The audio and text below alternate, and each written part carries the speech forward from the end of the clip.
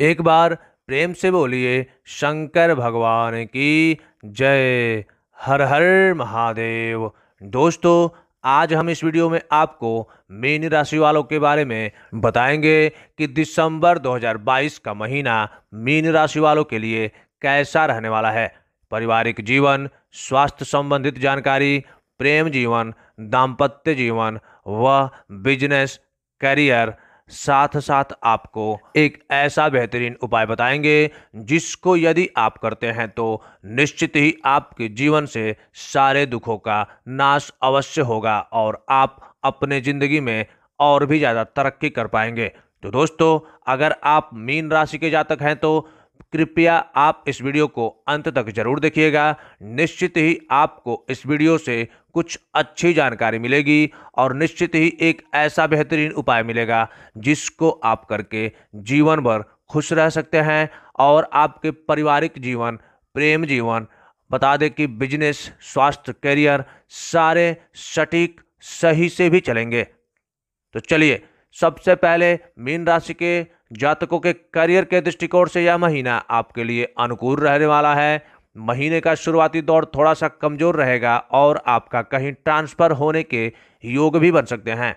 इस दौरान आपके पास नौकरी बदलने का कोई बड़ा अवसर भी आ सकता है, लेकिन 3 तारीख को बुधदेव और 5 तारीख को शुक्रदेव के आपके दशम भाव में गोचर करने के कारण कार्य क्षेत्र में जबरदस्त परिणाम प्राप्त होने के योग बनेंगे।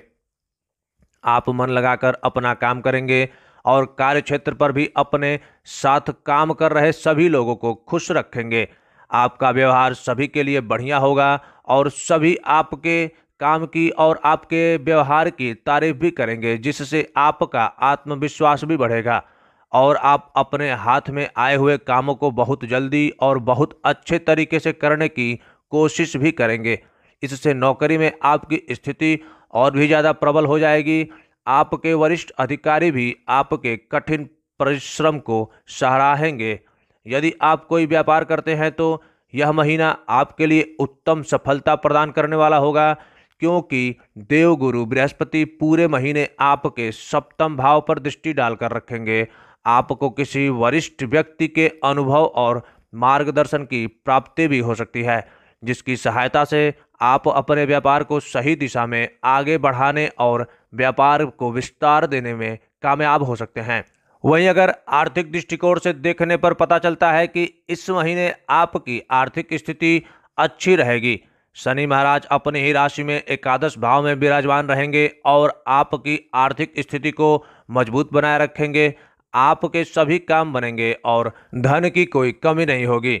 नियमित आमदनी होने से आपका हाथ भरा रहेगा और आर्थिक चुनौती परेशान नहीं करेगी। देवगुरु बृहस्पति के प्रथम भाव में अपनी ही राशि में होकर पंचम, सप्तम और नवम भाव को देखने से व्यापार में भी सफलता अवश्य मिलेगी और भाग्य की प्रबलता मिलने से आपको आर्थिक तौर पर लाभ के प्रबल योग बन रहे हैं। पूर्व में आपने जो मेहनत की है उसकी बदौलत भी आपको धन लाभ के योग बनेंगे। यदि आपने किसी योजना से निवेश किया था तो इस दौरान उस निवेश से आपको लाभ अवश्य होगा। इस दौरान किसी भी तरह के शेयर बाजार या सट्टेबाजी से बचने की कोशिश करें, क्योंकि धन व्यर्थ होने की संभावना से भी इनकार नहीं किया जा सकता है। पैसों का निवेश किसी प्रॉपर्टी में करने से लाभ आपको आने वाले समय में मिल सकता है। वहीं अगर स्वास्थ्य के नज़र से देखा जाए तो बात करें स्वास्थ्य की, तो आपका स्वास्थ्य अच्छा रहेगा। राशि के स्वामी बृहस्पति महाराज राशि में ही विराजमान होकर आपको अच्छी स्थिति प्रदान करेंगे। आप तंदुरुस्त और दुरुस्त रहेंगे और अपनी सेहत में सुधार भी महसूस करेंगे। यदि पहले से कोई स्वास्थ्य समस्या चली आ रही है तो आप उसमें भी सुधार करेंगे और बता दें कि आप एक अच्छा जीवन व्यतीत करेंगे।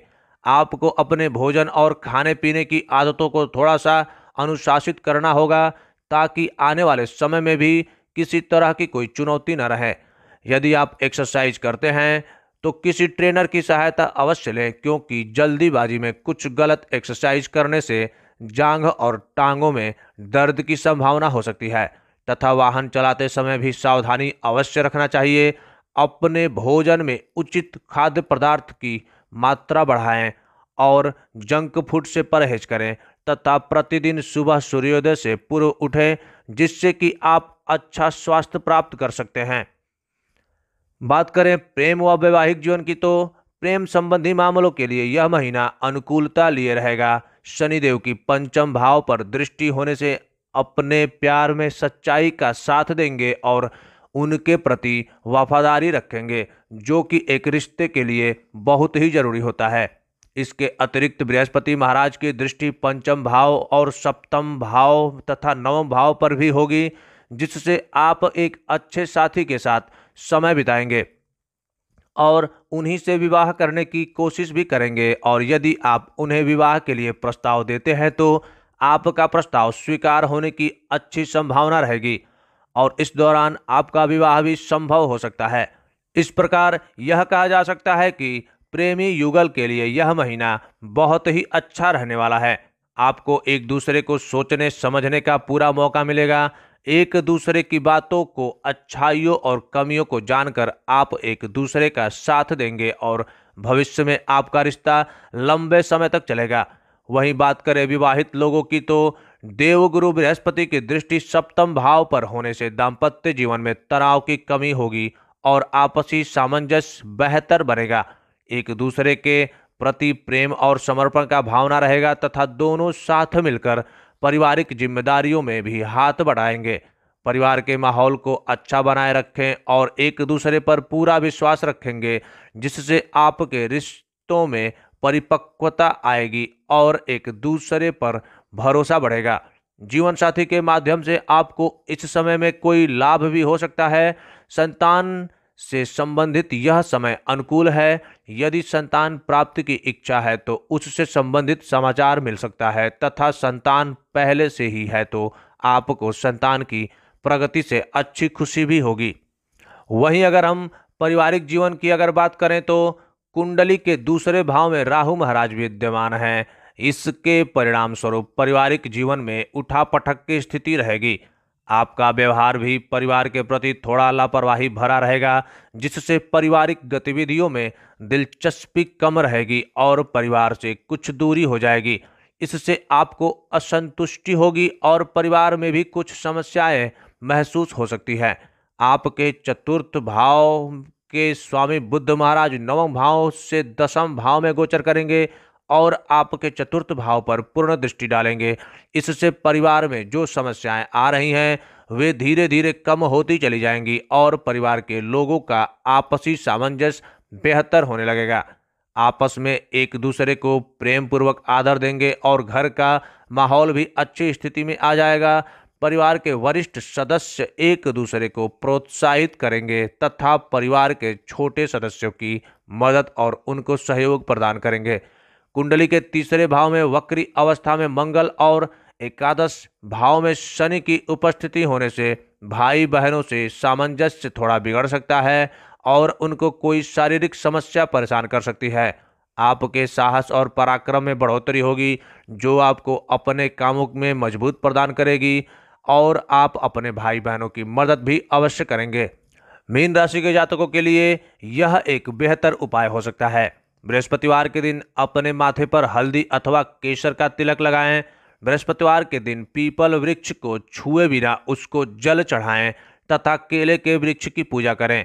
ब्राह्मणों का सत्कार करें और ब्राह्मणों अथवा विद्यार्थियों को कोई पठन पाठन की सामग्री भेंट करते हैं तो आपके लिए जो भी कष्ट आ रहे हैं वो दूर होते हुए नजर दिखाई देंगे। और बता दें कि सोमवार के दिन शिव जी का जलाभिषेक करें और उन्हें अक्षत तथा दूध अर्पित करें। अगर निरंतर ये काम करते हैं तो निश्चित ही आप अपने जीवन में आगे की ओर बढ़ेंगे और जो भी कष्ट आ रहे हैं उनसे आप धीरे धीरे दूर होते जाएंगे।